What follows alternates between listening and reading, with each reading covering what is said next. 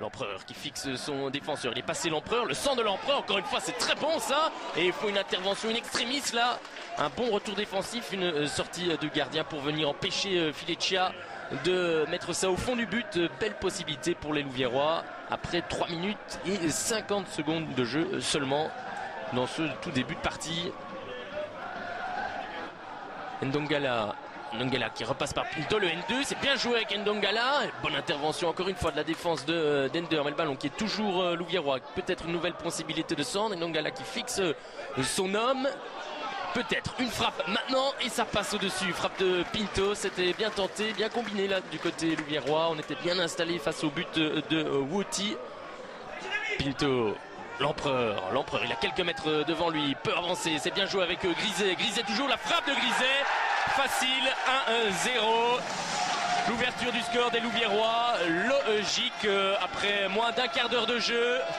Belle action rapidement menée et Griset qui a pu facilement tromper Wouti.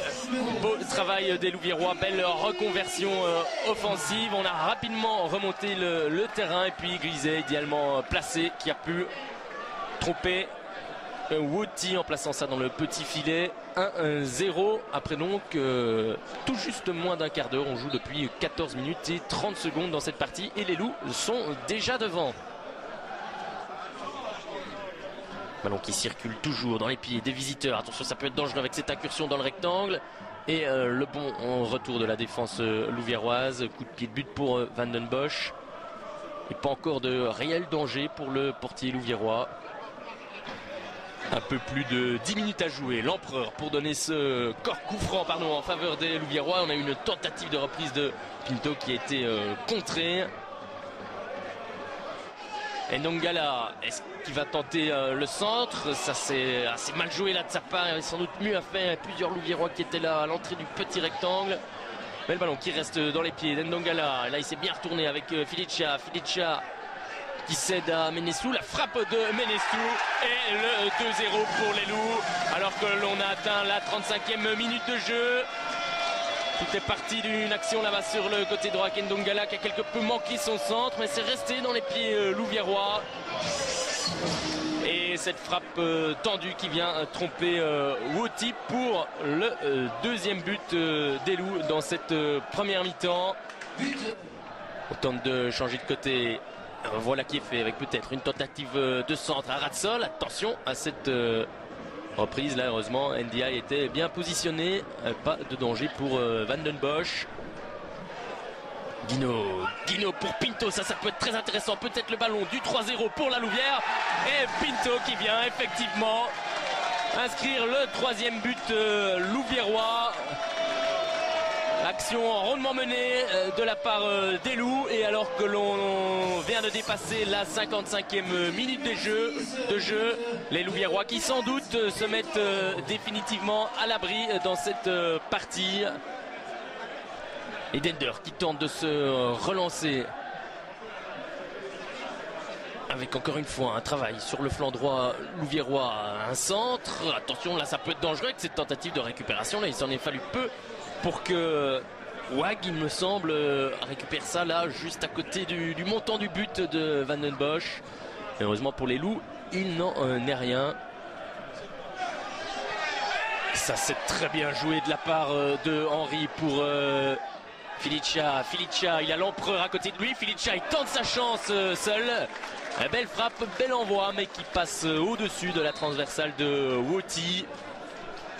L'Empereur, ça va être dangereux avec Ndongala. Ndongala à grandes enjambées pour le 4-0. Et voilà qui est fait avec le concours de Filicia. Encore une fois, ça a été vite du côté louviérois. Ndongala qui a filé vers le but. Une première tentative repoussée. Et Filicia qui était là au bon endroit pour inscrire le 4e but de cette partie. Alors que l'on vient de rentrer dans le dernier quart d'heure. 78e minute de jeu, Vassen pour donner ce coup franc très intéressant et très bien donné qui file directement dans la lucarne de Van den Bosch. Impeccable comme coup franc. Et le portier louviérois qui ne peut rien faire. Et donc les visiteurs qui réduisent l'écart. Aziz El Kanchaf qui fixe son défenseur, il tente de passer pour pouvoir adresser un centre, c'est repoussé par la défense et cette tentative de frappe magnifique de la part de Guinaud, et ça passe de peu. Là il faut une bonne intervention de Woti pour écarter la trajectoire du ballon, sinon ça filait au fond du but. Henry, excellente passe en profondeur pour Felicia, peut-être le 5e but louviérois. Felicia, et oui, 5e but pour les Louviérois, 2e de Felicia dans cette partie. Encore une fois la défense de Dender prise de vitesse. Et les Loups qui à 5 minutes de la fin de la partie viennent planter leur 5e but. Le but de Dender n'a été effectivement qu'une toute petite parenthèse dans la marche en avant des Loups. Je crois que Dender ne se crée pas d'occasion. Et à part ce but sur coup franc rapproché qui est admirablement frappé, où on ne peut rien faire. Je crois qu'on a été dominateur dans beaucoup de domaines et c'est ce qui montre aujourd'hui la différence dans le match. Après, je suis très très heureux pour notre public qu'on puisse les récompenser avec 5 buts. Très heureux aussi pour mes joueurs parce qu'ils ont bossé énormément pour aller chercher ces 5 buts, mais ils ont aussi bossé énormément la semaine. Mais allez, on avait peut-être certains faisaient une fine bouche le dernier 1-0 ici, mais il était plus difficile que ce match, paradoxalement, alors que Dender est certainement une équipe de qualité, avec beaucoup de joueurs de qualité et beaucoup de joueurs qui ont joué plus haut, mais on était prêt à jouer ce match. Maintenant, on va voir, on a 15 jours pour préparer le prochain match.